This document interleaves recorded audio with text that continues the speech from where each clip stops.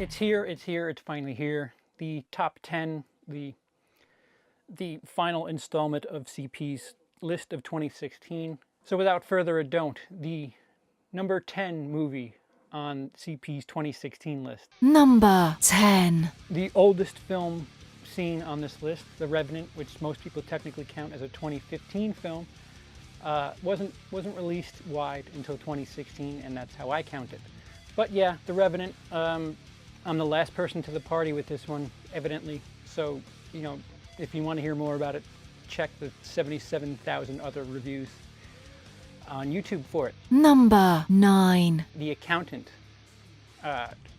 Really good mix of smart action, kind of like a different take on Bourne, a little bit different, but similar type stuff, good action. The camera stays still for a lot of the action, believe it or not. Ben Affleck, I enjoyed him as an actor, and it was really sad what happened in the early 2000s, and it's really nice to see that he's back as a dual threat. Number 8. Hell or High Water, a movie that not many people saw, and then it got nominated, and then it got all the attention, or not all the attention, but some of the attention that it deserved.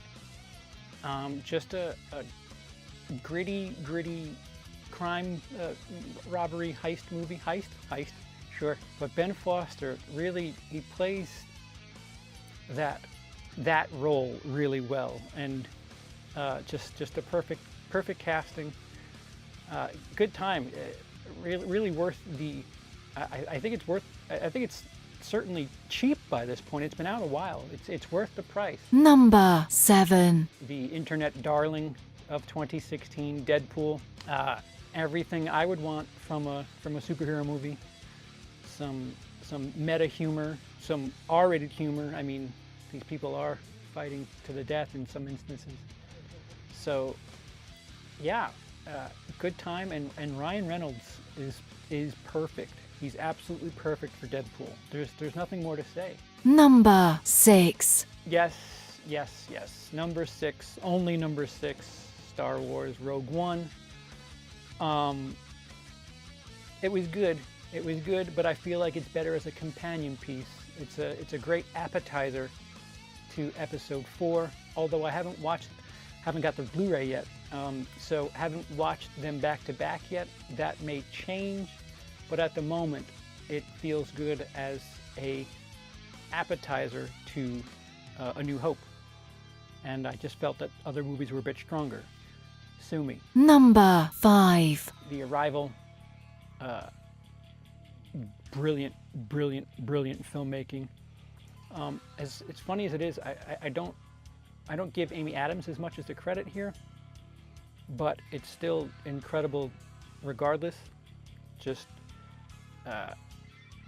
a deep movie that, you know, it's not something you just go in there and walk out and then you're done with the movie. It's one of those movies that's going to stay with you and you're going to think about and talk about and want to talk about. And it does so really well. Number 4. Swiss Army Man. Such a bizarre, odd little movie, but really funny, really touching. And actually, again, another movie that kind of makes you think a bit, because it's not so, it really isn't so cut and dry as to what is going on. And that, I think, deserves a bit of respect, because it's a guy talking to a dead guy, for starters, so there's something else to it. Is the guy crazy? Is the dead guy really talking? Either way, it's a bizarre story, and there's plenty to talk about, plenty to laugh at. Number 3. Hacksaw Ridge. Guys, if Mel Gibson can't talk, he can direct. That's quite clear. A movie that at times felt a little heavy-handed in its Christian background, influence, what have you, and then at times didn't, because there's just it's half a love story and half a war movie, because literally the first half is a love story, the second half is the war story, and it's just as brutal as Saving Private Ryan, Platoon, Apocalypse Now. It's that brutal, perhaps even worse in the second half, and just just really well constructed. Incredible film, just absolutely incredible. Number 2. The Nice Guys, a movie that just absolutely got buried. Never had a chance, and that's really unfortunate because the film is just so funny. It's so incredible. Shane Black. Did you make it louder? Shane Black, the guy behind Lethal Weapon. I think he wrote and directed this, and I like this way better than Lethal Weapon, for whatever that's worth. Incredible movie. Ryan Gosling, quite humorous. He's actually the comic relief in this movie, and just so funny. Just another movie that's been out for a really long time. Go check it out. Number 1. My number one film of 2016, my favorite film of 2016, is Green Room. Just the perfect elements, everything combined, thriller, horror. It has both of those elements. Fish out of water.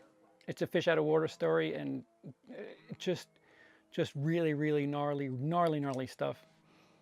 And I was with it.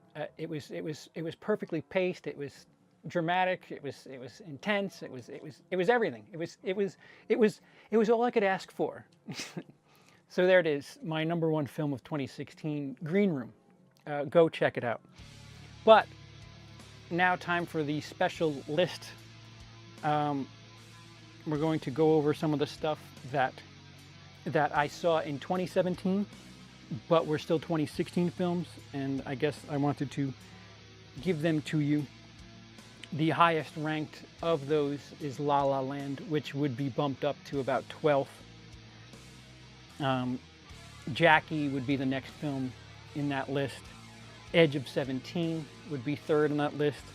And The Love Witch, incredible throwback, really unique story. Manchester of the Sea would be fourth on that list. Why Him, believe it or not, would be fifth on that list. Billy Lynn's Halftime Walk, Birth of a Nation, Assassin's Creed would be 10th.